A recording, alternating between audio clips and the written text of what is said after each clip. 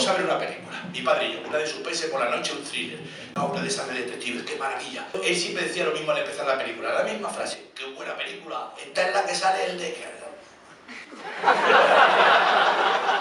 Empieza suspense. Espera.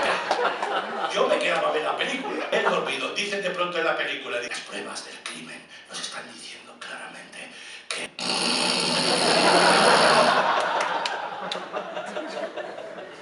Digo, la madre de Dios, a que tengo que subtitular la película.